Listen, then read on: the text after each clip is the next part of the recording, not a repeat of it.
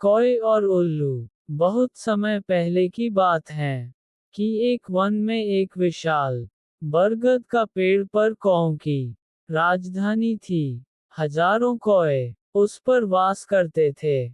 उसी पेड़ पर कौओं का राजा मेघवर्ण भी रहता था। बरगद के पेड़ के पास ही एक पहाड़ी थी जिसमें असंख्य गुफाएं थीं। उन गुफाओं में उल्लू निवास करते थे। उनका राजा अरिमर्दन था। अरिमर्दन बहुत पराक्रमी राजा था। कौओं को तो उसने उल्लुओं का दुश्मन नंबर 1 घोषित कर रखा था। उसे कौओं से इतनी नफरत थी कि किसी कौए को मारे बिना वह भोजन नहीं करता था। जब बहुत अधिक कौए मारे जाने लगे तो उनके राजा मेघवर्ण को बहुत चिंता हुई।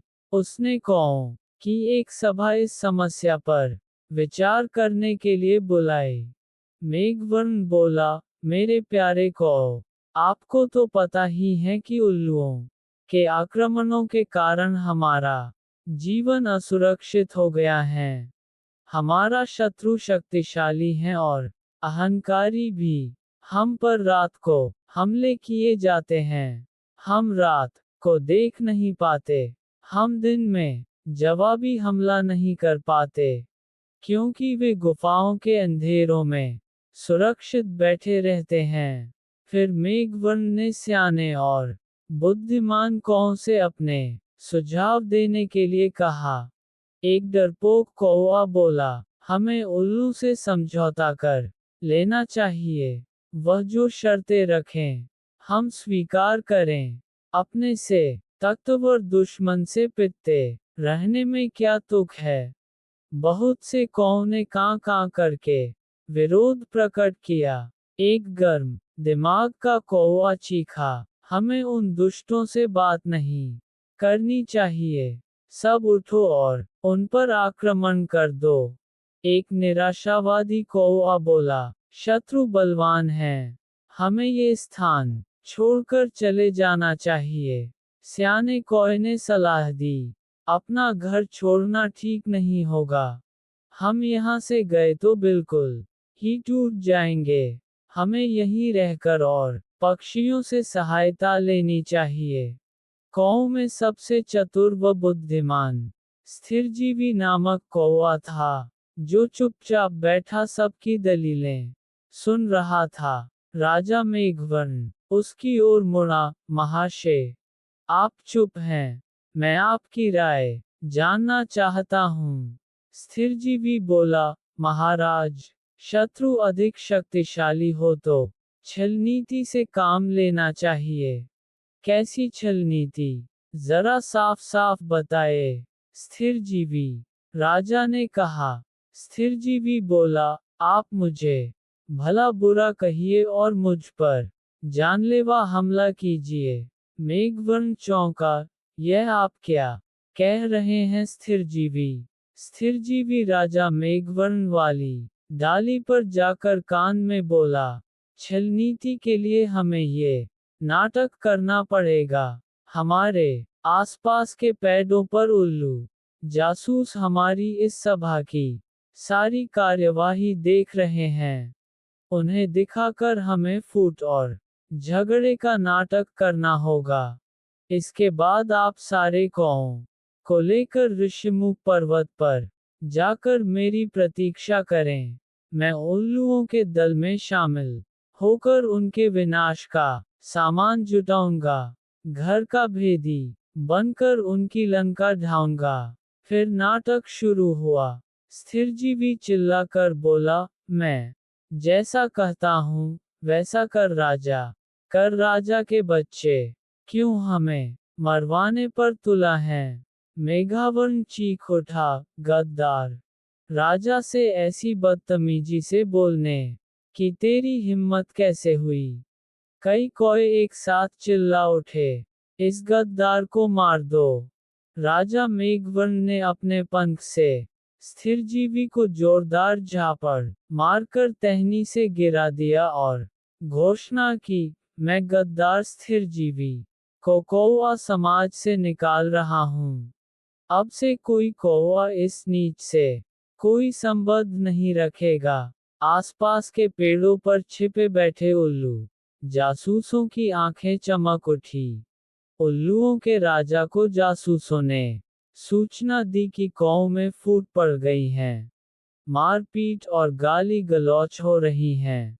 इतना सुनते ही उल्लुओं के सेनापति ने राजा से कहा, महाराज, यही मौका है कौओं पर आक्रमण करने का। इस समय हम उन्हें आसानी से हरा देंगे।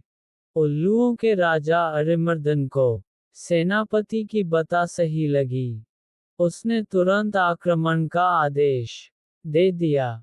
बस फिर क्या था, हजारों उल्लुओं की सेना बरगद के पेड़ पर आक्रमण करने चल दी।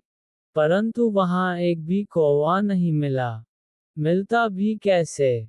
योजना के अनुसार मेघवर्ण सारे कौओं को लेकर ऋषिमुख पर्वत की ओर कूच पर गया था। पेड़ खाली पाकर उल्लुओं के राजा ने थूका। कौए हमारा सामना करने की बजाय भाग गए। ऐसे कायरों पर हजार थू। सारे उल्लू हू हू की आवाज निकालकर अपनी जीत की घोषणा करने लगे। नीचे झाड़ियों में गिरा पड़ा था स्थिरजीवी कौवा ये सब देख रहा था। स्थिरजीवी ने कां कां की आवाज निकाली। उसे देखकर जासूस उल्लू बोला, अरे, ये तो वही कौवा है जिसे इनका राजा धक्का देकर गिरा रहा था और अपमानित कर रहा था। उल्लुओं का राजा भी आया। उसने पूछा, तुम्हारी ये दुर्दशा कैसे हुई? स्थिरजीवी बोला, मैं राजा मेघवर्ण का नीतिमंत्री था। मैंने उनको नेक सलाह दी कि उल्लुओं का नेतृत्व इस समय एक पराक्रमी राजा कर रहे हैं। हमें उल्लुओं की अधीनता स्वीकार कर लेनी चाहिए। मेरी बात सुनकर मेघवर्ण क्रोधित हो गया और मुझे फटकार कर कौओं की जाति से बाहर कर दिया।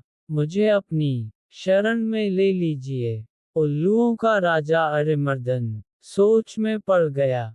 उसके स्याने नीति सलाहकार ने कान में कहा, राजन, शत्रु की बात का विश्वास नहीं करना चाहिए। ये हमारा शत्रु है। इसे मार दो। एक चापलूस मंत्री बोला, नहीं महाराज, इस कौए को अपने साथ मिलाने में बड़ा लाभ रहेगा।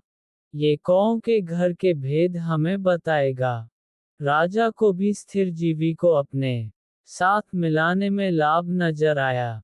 ओ उल्लू स्थिरजीवी कौए को अपने साथ ले गए। वहां अरिमर्दन ने उल्लू सेवकों से कहा, स्थिरजीवी को गुफा के शाही मेहमान कक्ष में ठहराओ। इन्हें कोई कष्ट नहीं होना चाहिए। स्थिरजीवी हाथ जोड़कर बोला, महाराज, आपने मुझे शरण दी, यही बहुत है। मुझे अपनी शाही गुफा के बाहर एक पत्थर पर सेवक की तरह ही रहने दीजिए। वहां बैठकर आपके गुण गाते रहने की ही मेरी इच्छा है। इस प्रकार स्थिरजीवी शाही गुफा के बाहर डेरा जमा कर बैठ गया। गुफा में नीति सलाहकार ने राजा से फिर से कहा, महाराज, शत्रु पर विश्वास मत करो। उसे अपने घर में स्थान देना तो आत्महत्या करने के समान है। अरिमर्दन ने उसे क्रोध से देखा। तुम मुझे ज्यादा नीति समझाने की कोशिश मत करो। चाहो तो तुम यहाँ से जा सकते हो। नीति सलाहकार उल्लू अपने 2-3 मित्रों के साथ वहां से सदा के लिए यह कहता हुआ विनाशकाले विपरीत बुद्धि। कुछ दिनों बाद स्थिरजीवी लकड़ियां लाकर गुफा के द्वार के पास रखने लगा। सरकार, सर्दियां आने वाली हैं। मैं लकड़ियों की झोपड़ी बनाना चाहता हूँ ताकि ठंड से बचाव हो। धीरे धीरे लकड़ियों का काफी ढेर जमा हो गया। एक दिन जब सारे उल्लू सो रहे थे तो स्थिरजीवी वहां से उड़कर सीधे ऋषिमुख पर्वत पर पहुंचा, जहां मेघवर्ण और कौ सहित उसी की प्रतीक्षा कर रहे थे। स्थिरजीवी ने कहा, अब आप सब निकट के जंगल से जहां आग लगी है एक एक जलती लकड़ी चोंच में उठाकर मेरे पीछे आइए। कौओं की सेना चोंच में जलती लकड़ियां पकड़कर स्थिरजीवी के साथ उल्लुओं की गुफाओं में आ पहुंचा। स्थिरजीवी द्वारा ढेर लगाई लकड़ियों में आग लगा दी गई। सभी उल्लू जलने या दम घुटने से मर गए। राजा मेघवर्ण ने स्थिरजीवी को कौआ रत्न की उपाधि दी। सीखा, शत्रु को अपने घर में पनाह देना अपने ही विनाश का सामान जुटाना है।